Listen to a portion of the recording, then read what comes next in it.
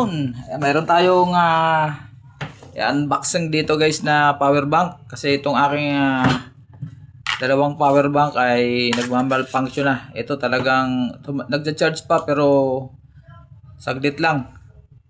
Babin to na matagal na rin to. 3 years na sa akin to. Ito naman na magto 2 years na. Verbatim na 10,000 milliamperes. Yan, sponsor sa akin to ng aking alam na. Pero kailangan ng palitan talaga. Yung power bank lang. Ayan. So ito ang ating nabili. So babin din siya. 20,000 milliamperes. Ayan. So ngayon ko pa lang bubuksan.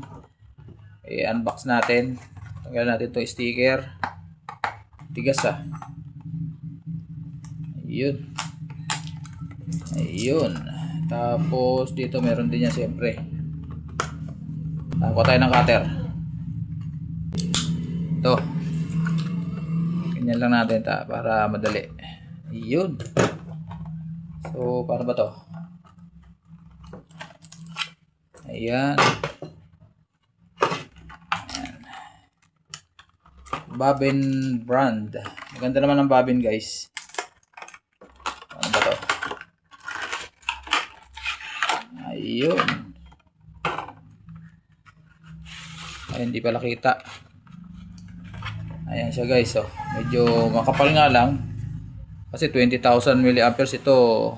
10,000. Pero super slim to na verbatim. Maganda to. Kaso lang hindi ko alam. Ginamit ko kasi to nung last week. Biyaya ko ng Pasay. Siguro mga 30% na lang yung kanyang power. Tapos habang mabiyaya ko, naka-charge yung cellphone ko. Pagdating ko rito sa Naik, ano na, patay na. Wala nang, akala ko lobat lang. Nung charge ko, ayaw mag-ilaw. Ayaw na mag-ilaw to. Kasi pag charge mo yan, nag-iilaw yan. So baka ako na super drain lang. Kaya charge ko na isang oras. Ganun pa rin, hindi nagbago. Tapos nung inano ko to, mainit.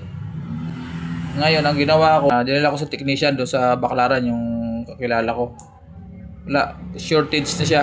Kasi nung charge siya doon sa kanyang gamit na pang-charge, namamatay yung kanyang charger. So, ibig sabihin, grounded na raw. So, kung sakali mo buksan, wala rin naman pyesa na mabibili. So, nag-decide kami na bili na lang ng bago. So, ito na yung bago natin.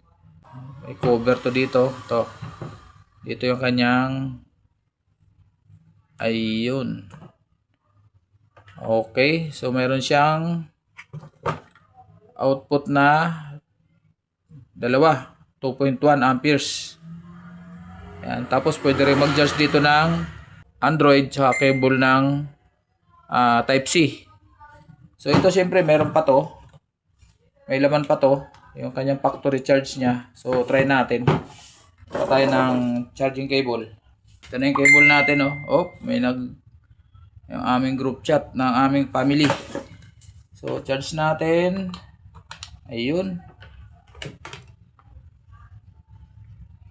Pindutin natin. Ayun, 100% pa guys. So kailangan ubusin muna natin to bago tayo mag charge uli ng initial charging. So para to. Ay, 100% pa pala yung aking battery. Ayan full charge pa pala ako. Pero at least gumagana. Lagyan natin uli. Ayan. Wala tayo matitesting dahil gamit ko yung cellphone na ito. Ayan. Shoutout sa inyo. Kaya Ray. Miguel shoutout sa inyo. Idol Enting. Miguel shoutout. Ayan. Ginagamit ko yung cellphone sana ito. Sana i-charge ko ito. Kaso wala akong pang video. So ito yung ating bagong power bank na Bobbin, 20,000 milliamperes. Ayan. Sana tumagal sa akin to. Ayan. Ayan tayo mga vlogger. Kailangan natin mag-invest ng gamit. So ang bili ko nito guys is 1,200 pesos. Ayan. Sabi ko kung may discount na senior, tinawanan ako ng sales lady. Hindi raw kasama sa discount. So ayan guys, ang ating power bank na bago. Yan, 100% kasi full charge pa to eh. So tanggalin muna natin. Subukan natin i-charge yung ating ginagamit to.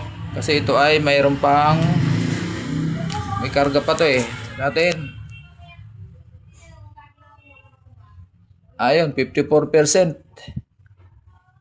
54% ang ating power. Video natin dito. Ito yung video natin yung ating Poco X3. Ito.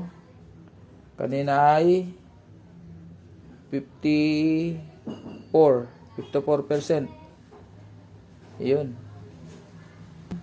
Magbabago. Kung gaano kabilis mag-charge. So hindi siya fast charging kasi dapat yung kidlat na yan, dalawa yan.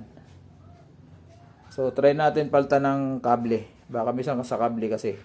Okay, standby. Ayan, so guys, update tayo. Ito na siya. 60% na siya. From 54, so nadagdagan siya ng 6%. Malabo lang yung ating camera. Ayan, oh. So 60 siya. Not bad. Ayan, oh. So okay na siya at ang nabawas sa kanya ay 2%. Not bad. Okay. Makapal lang siya. Sayang to. Itong gusto ko kasi kahit sa bulsa lang ng shirt o pantalon eh sakto-sakto lang sana. Ayan, oh, mas malaki pa yung cellphone ko pero maganda to. Nakakadalawang full charge ako dati rito nung bago pa. Sayang. So ayun lang guys ang ating unboxing. Hindi na natin papahabain. Wala na tayong ibang ito may kasama sa safety charging cable. Babin din yung tatak. Siyempre dapat lang. So wala siya kasamang manual. Dito na lang sa likod. Hindi na lang basahin yan. Power bank lang naman yan. Ayan, maraming salamat sa inyo guys sa pagtutok nyo sa aking ginawang unboxing nitong aking bagong power bank na Babin 20,000 mAh. Ayun, maraming salamat. God bless po sa ating lahat.